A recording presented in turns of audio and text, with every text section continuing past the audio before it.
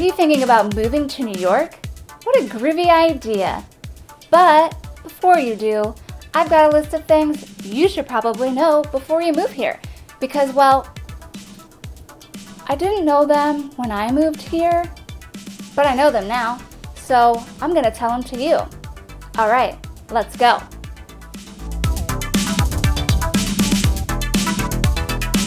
Roaches, meaning almost every apartment you live in New York, you're probably going to find some cockroaches.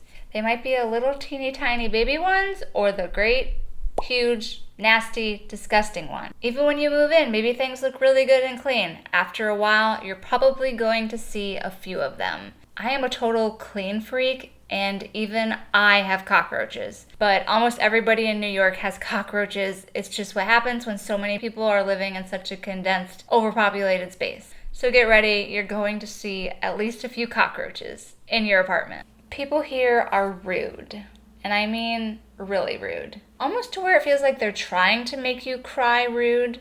Yeah, like that rude. I think maybe some of it just has to do with that New York attitude, and some people feel like they need to be rude almost. You know, even if you just go into like the corner store or a grocery store, they're going to have kind of an attitude with you. And if you take up more than a second of their time, they're probably going to let you know and be rude about it. I've definitely had a few instances where I came home and cried because somebody was so mean and rude to me. And you get used to it. And then it kind of makes you rude, and you hate that because you want to be kind and nice to people, but everybody's just so rude. Finding a job takes time. I know finding a job anywhere takes time, but in New York, it takes twice, if not 3 times as long. There is so much more competition for that one job that you're applying for that it's going to take a while to land that job. Instead of just, maybe you and Bob in a smaller city, here it's you, Bob, Mary, Alan, Jessica, Brandon, whatever the fuck their name is. There's so much more competition. So finding a job just takes quite a bit longer. And I'm not talking just about your more professional jobs that you have to go to school and all that for, but even jobs just like working at a clothing store or being a bartender or a server, working at the corner store. There's so many people in New York looking for a job that they just go really fast, or there's other people who are more qualified than you to take that job. Just don't expect to find a job right away. Maybe look for jobs before you get here and have some interviews lined up. Might be a good idea. No AC. Meaning most places in New York do not have air conditioning. A lot of the bodegas, corner stores, bars, and then the subway do not have AC. And in New York, when you walk everywhere all day long and you just want to go in a place to cool off, a lot of places don't have air conditioning. And then a lot of your friends probably don't have central air. They just have an air conditioning in the window, which doesn't really cool your place down. It makes things just kind of stay hot and muggy. So during the summertime here, I just feel like you're always kind of sweaty and sticky, and it's kind of hard to cool off. Apartments go super fast, like crazy fast. Again, there's just so much competition. There's so many people looking for a place to live that when a semi-decent, affordable place becomes available, it's gone within a day or two. Yes, a day or two. Say you're looking at a place online, it's Tuesday, 1 o'clock in the afternoon. You give them a call and say, hey, I'd like to come by and look at this place. And they're like, great, why don't you come by at 5? And you're like, awesome. And then you show up at 5 and they're like, oh, sorry, somebody already put in an application and they've got it rented. And you're like, what? That is how fast it happens. So if you see an apartment online that you really like, I recommend going to look at it that day or the next day, because otherwise somebody else is going to see it before you, get in their application, and then it's going to be off the market. It just happens that fast here. Finding an apartment here is super hard. So apartments already go really fast, and then on top of that, there's so much other criteria that you have to meet. Most apartments, you have to make 40 times the rent. So if your rent is $2,000, you have to make $80,000 a year.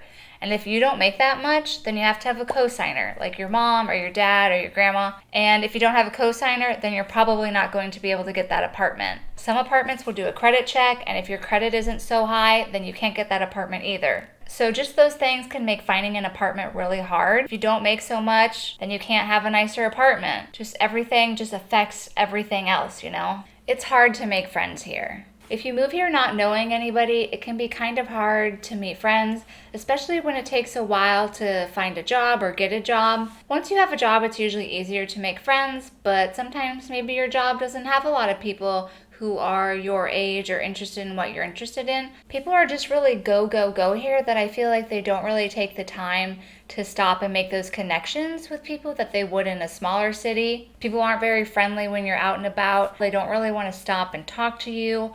So it's hard to just, start up a conversation with somebody and get to know them. It's going to take you longer than you think to get anywhere. So before moving to New York, I'm sure you're probably going to sell your car. So you rely on public transportation like the subway, buses, and maybe if you bring a bike. There's always delays on the subway that you don't know about. It's not posted anywhere. Even just, running errands or going to do one thing. It just takes a lot longer than it would if you had a car and you were in a smaller city. Having a car. So a lot of New Yorkers sell their cars before they move here, or they move here and then they sell their car. I also did the same thing. I sold my car before I got here. But oh my gosh, it would be so nice to have a car or a moped when you just want to run a quick errand, especially if you want to bring home furniture or anything large, even groceries. When you make a grocery run and you have so many groceries you want to bring back, but you can't because you can only buy what you can carry home on the subway, or if you want to take a Lyft or an Uber, then the cost kind of builds up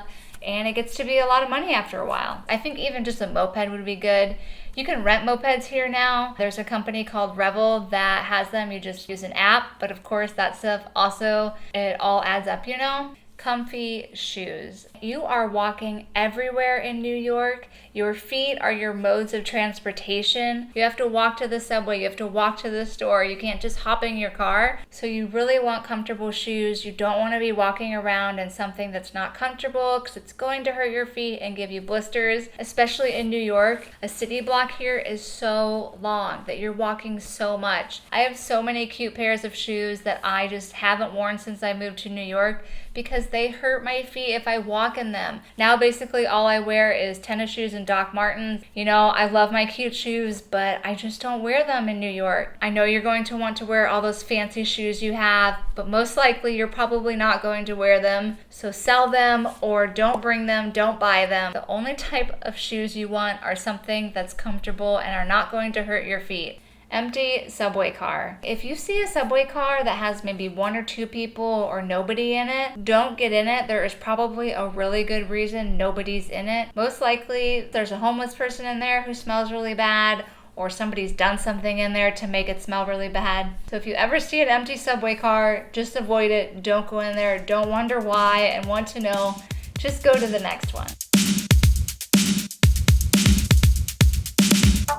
And with this special limited offer, you get to know one more thing about New York, and probably the most important: bathrooms.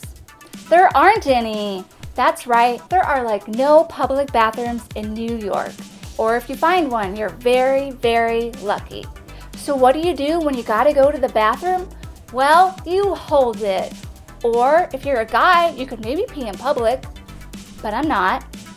Or you could be like me and just go before you leave the house. But once you're out in public and you have to go, you are fucked because there are no public bathrooms in New York. Well, I hope you found this information very informational, and if you didn't, well, fuck off. Like and subscribe. Bye.